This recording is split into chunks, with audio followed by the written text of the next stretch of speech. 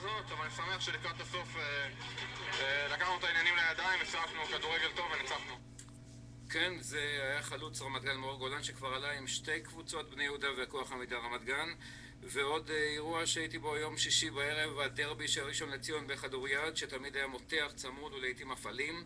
הפעם מכבי הביסה את הפועל 31-22 בסדרת הגמר על אליפות המדינה, וזה היה להפועל כדברי הכרוז ממש אוי אוי אוי אוי אוי.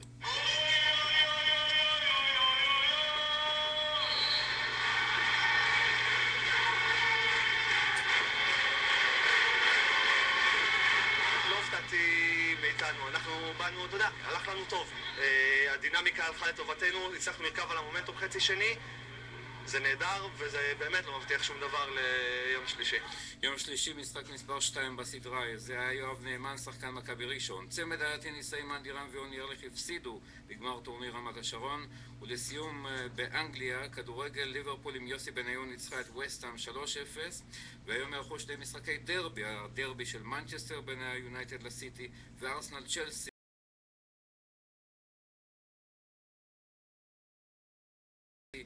תודה בני. ועכשיו סיפור מהצבא. כך זה הולך. חיילים מפיקוד המרכז, ובהם טבחים, מאבטחים, נגדים ורס"רים, נאלצו לשרת קצינים בכירים ואת בני משפחותיהם בטיול פרטי שהקצינים בבגדים אזרחיים מטיילים עם בני המשפחות שלהם באזור הכרמל, והחיילים במדי צה"ל מגישים להם את הארוחות. קצינות צה"ל הדריכו את הקצינים ואת הילדים והנשים, והפרטים של הסיפור הזה נודעו לכתבתנו לענייני צבא, כרמלה מנשה. למה?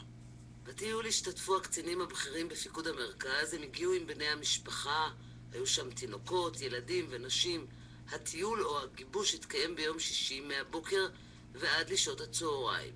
יום קודם, ביום חמישי, נאלצו חיילים מהפיקוד, כולל כמה נגדים אנשי קבע, להגיע לשטח, וכך ביום חמישי בצהריים יצאו להכין את המקום 2 מיניבוסים, מסעית קירור, מסעית תובלה, והכינו במקום שולחנות, כיסאות, הקימו רשת הצללה, כולל ציוד, מגשים, קונטיינרים.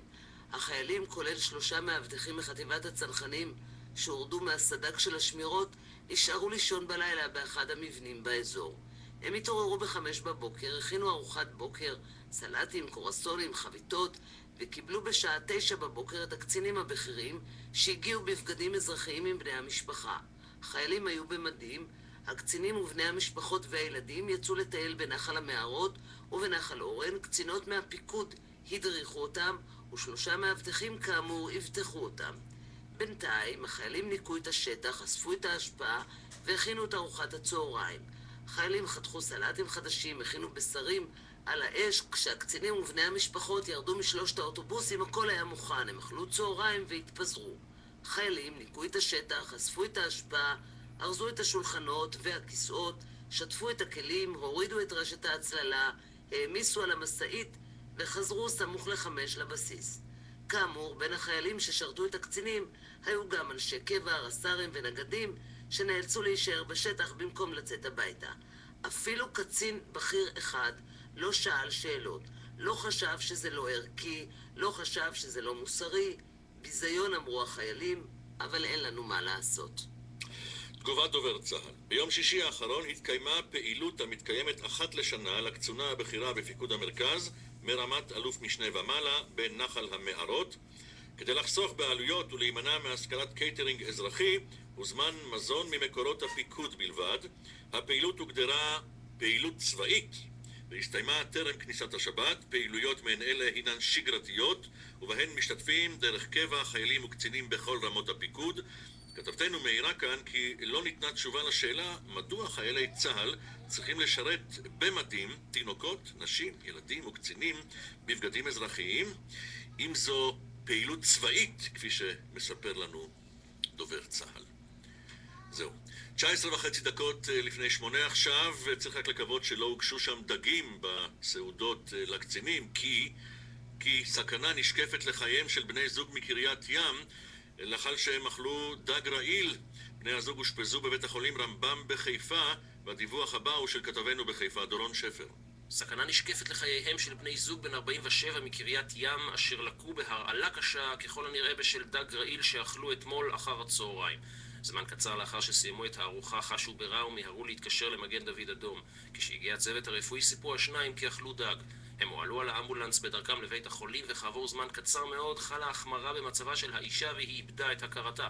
הצוות ביצע בהחייאה והצליח להשיב את הדופק, אך כשהגיע האמבולנס לבית החולים רמב"ם התמוטט גם הגבר ואיבד את הכרתו. השניים הוחשו לחדר ההלם בניסיון ראשוני לייצב את מצבם, ומשם הועברו מחוסרי הכרה ומונשמים למחלקה לטיפול נמרץ נשימתי. בבית החולים נמסר כי מצבם קריטי ונשקפת סכנה לחייהם. לא ידוע לפי שעה איזה דג אכלו בני הזוג, אולם הסבירות היא כי מדובר בדג מסוג לגינון נודד המשתייך למשפחת הנפוחתיים, מצוי בשפע בים התיכון וכינויו העממי הוא אבו נפחה. לדברי פרופסור ידידיה בן טור, מנהל מרכז הרעלות ארצי בבית החולים רמב"ם, הדג מכיל רעל מסוכן. הדג הזה מכיל רעלן שנקרא טטרוטוטוקסין, זה אחד הרעלנים הקטלניים ביותר שאנחנו מכירים. הרעלן הזה מתרכז באיברים הפנימיים של הדג, בעיקר בכבד ובאיברי המין. הוא פוגע בסיבי עצם, והתופעות יכולות להופיע די מהר, זה יכול להופיע תוך דקות עד כשעתיים-שלוש, והן כוללות תופעות שונות בדרכי העיכול, כמו בחילה והקאה, כאבי ראש, תחושת נימול בגפיים ובאזורים אחרים בגוף, חולשת שרירים כולל שרירי נשימה, דבר שיכול להביא לדום נשימה, ירידת לחץ דם או לחילופין עליית לחץ דם, פרכוס וחוסר הכרה.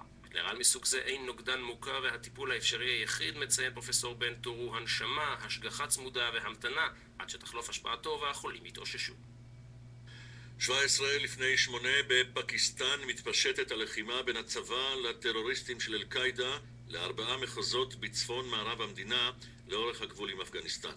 המוני פליטים נמלטים מאזורי הקרבות ויוצרים משבר הומניטרי גדול שמולו מפגינה הממשלה חוסר אונים. הנה קשבנו מיקי גורדוס.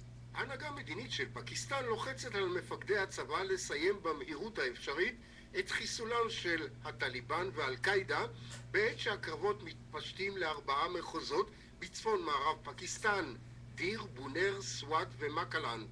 מאזורי הלחימה נמלטים מאות אלפים של תושבים המייצרים אסון הומניטרי גדול. רבבות של אזרחים מוחזקים על ידי הטרוריסטים שאינם בוחלים בשום אמצעי, וכדוגמת חיזבאללה בלבנון והחמאס בעזה מחזיקים בתושבים כמגינים חיים. הדובר של צבא פקיסטן, הגנרל עבאס, מצהיר שכוחותיו נחושים להשלים את המשימה שהוטלה עליהם, לחסל ולסלק את כל הטרוריסטים מהטליבן ואל-קאידה. given to the military is to eliminate and remove all the militants from the area.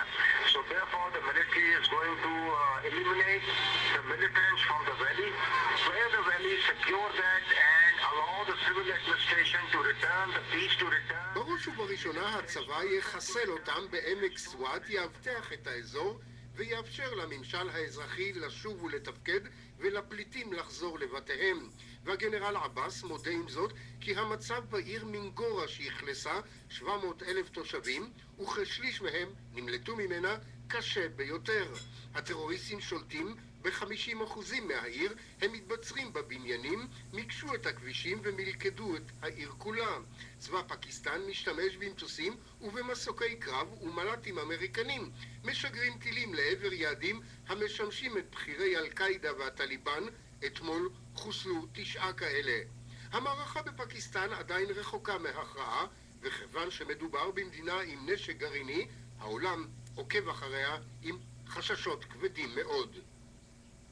אצלנו מעגל ההשבתות במערכת החינוך מתרחב. ועד ההורים בפתח תקווה משבית היום את הלימודים העל-יסודיים בעיר. הנה כתבנו לענייני חינוך איתם לחובר. שגרת הלימודים במערכת החינוך מוסיפה שלא להיות כסדרה. לצד סגל ההוראה המשבית את הלימודים באוניברסיטה הפתוחה, זה השבוע הרביעי, והסטודנטים באוניברסיטת תל אביב, שיקיימו בצהריים שוב שביתת אזהרה של שעה, לא ילמדו היום גם כ7,000 תלמידי חטיבות ותיכונים בפתח תקווה. ועד ההורים העירוני מאשים את העירייה בקיצוץ בתקציב החינוך, והוא החל בפעולות מחאה. סגן יושב ראש הוועד אלי מור טוען כי מדובר בחצייה של קו אדום. עיריית פתח תקווה קיצצה כ20 מיליון שקלים בתקציב החינוך בעיר, וזה יפגע בצורה קריטית בכל מערך החינוך בעיר, וזאת למרות גידול של כ10% בכמות התלמידים בעיר. זה ייתן את אותותיו בפגיעה בגני ילדים, בתוכניות פדגוגיות. עברנו ל3 ימי ניקיון בלבד בעיר, ואנחנו לא יכולים להשלים עם זה. ראש מנהל החינוך בעיריית פתח תקווה, יעקב בן שמחון, תמה על ההחלטה. ההשבתה